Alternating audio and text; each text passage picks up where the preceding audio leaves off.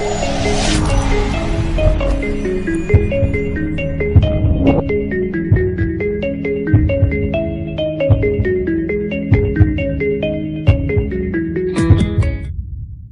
magazine. If you want to know what's going on in health, read Time and Newsweek magazine. December 2004, a little over a year ago, big article on high blood pressure. The stealth killer, America's high blood pressure crisis is spinning out of control. How can we have a high blood pressure crisis? We've got calcium channel blockers, we've got beta blockers, we got all these diuretics, we have exercise and fitness systems, more people involved with that than ever before. People are losing weight, you know, the obesity problem's hopefully getting under control. We're doing everything the doctors say, and it's spinning out of control. That's because you cannot fix a mineral deficiency problem with surgery and drugs. Amen. What's the first thing a good farmer puts out for his livestock out in the pasture? A salt block or a salt lick, isn't it? There's nobody out in the pasture telling a cow she's limited to 1 lick a day, is there? No, I refuse to believe that my human patients are dumber than a cow or a goat or something like that. And so I say, go ahead and salt your food to taste. Well, how do I know if it's too much? Well, it'll taste salty. That's high tech as I can get. July 1997. July 1997, just about 9 years ago now, the presentation at the American Heart Association's annual meeting in Portland, Oregon. Doctors lack proof that too much salt is unhealthful. After years of telling healthy people that too much salt isn't good for them, researchers still don't have solid evidence to back up that claim. The same study is called the Sodium Task Force, just a different newspaper. They kind of came at it a little different direction. They said the study, the Sodium Task Force, found that people who limited their salt intake to 1,000 milligrams or 1 gram a day like their doctors wanted them to do had 600% more or 6 times more heart attacks than those who defied their doctors and consumed more than double. If you followed your doctor's instructions, you're not going to make it. So says September 2000 Scientific American. Remember that? If you take your diuretics, it's only going to get rid of more minerals. Scientific American, February 1999.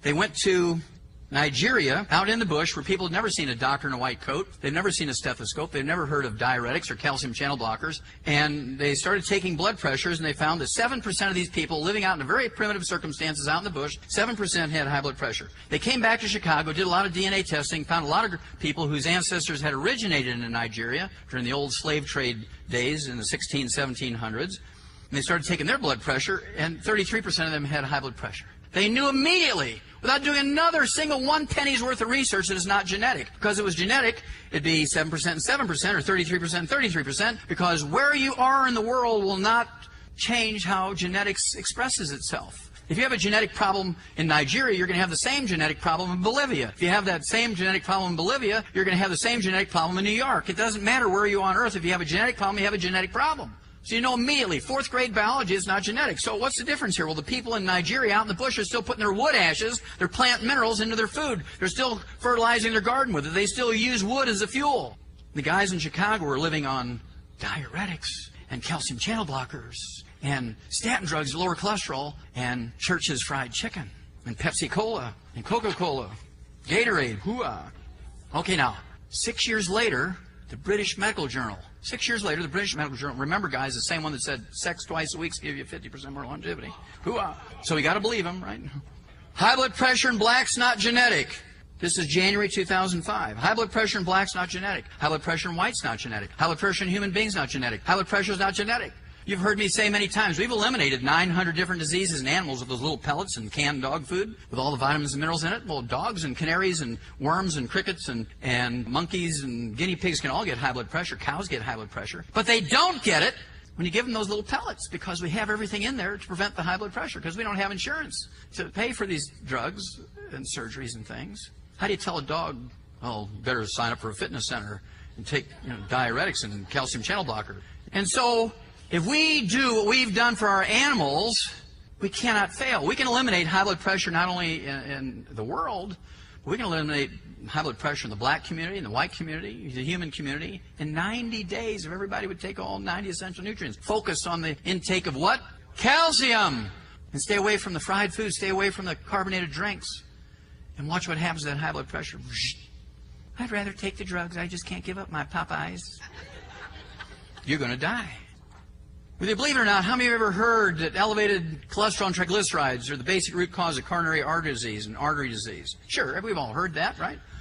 Well, if you can find me any disease that's caused by elevated blood cholesterol and triglycerides, I'll give you $1 million small bills, tax-free, in any offshore account you want. There's not a single disease caused by elevated blood cholesterol and triglycerides. It's a signal that you have a deficiency of niacin, vitamin B3, a deficiency of chromium, vanadium, a deficiency of omega-3 essential fatty acids. You could have early hypothyroidism or goiter. You can have early diabetes. All those things will cause elevated blood cholesterol and triglycerides, but elevated blood cholesterol and triglycerides cause no disease. And so that's why all these statin drugs and all the aspirin that everybody's been taking, all this stuff, we now rank 46th in the world in longevity, doing what doctors have told us, spending $1.9 trillion a year for health care. We rank 46th in the world. Does that make any kind of sense? You're an MBA. Does that make any kind of sense? No. Huh? Bad investment.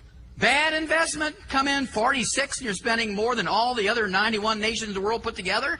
Here's this little Bolivia, and they're using llama manure for fuel. They have 20 times the 100-year-olds than we do. Hello?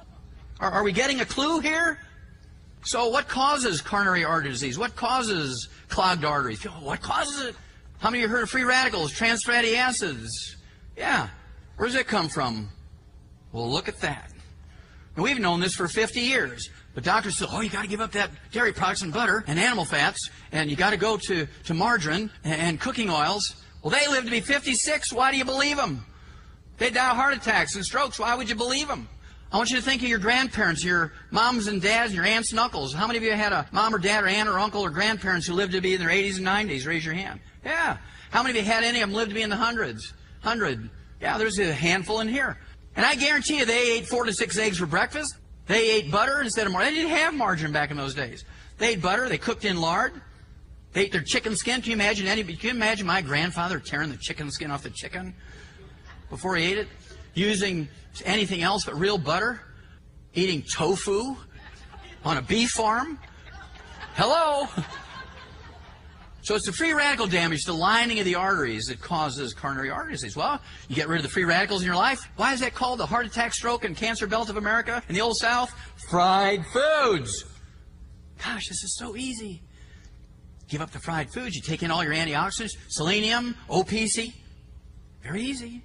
I'm 66 years old. My blood pressure is 121/71. My resting pulse is 47. If I were to go to a doctor for a physical now, they would have a hemorrhage. They'd send me in for a pacemaker. What? Your resting pulse is 47? You're going to have a heart attack.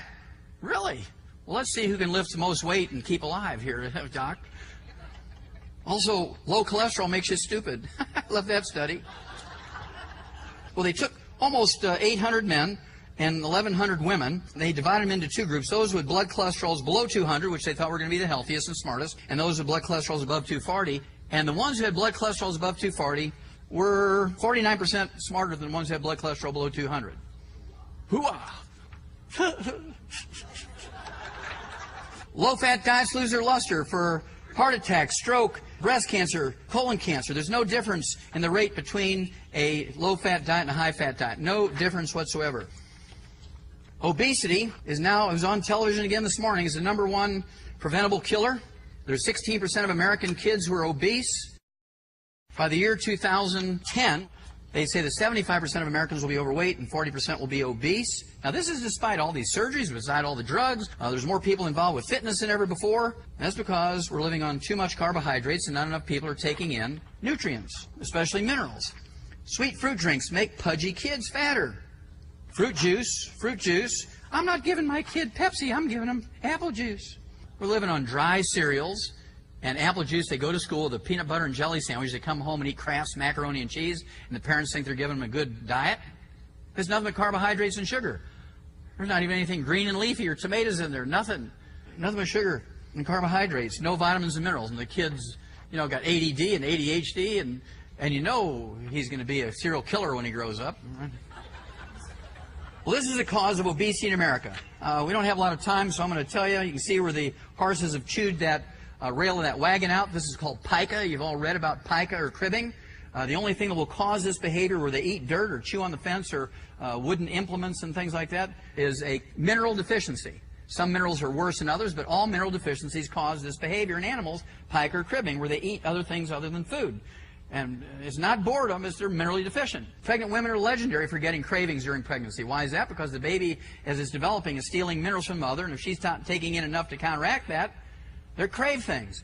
In the Old South, where they have the heart attack, stroke, and cancer belt of America, They ate cornstarch. How many of you heard of women eating cornstarch when they're pregnant? Yeah.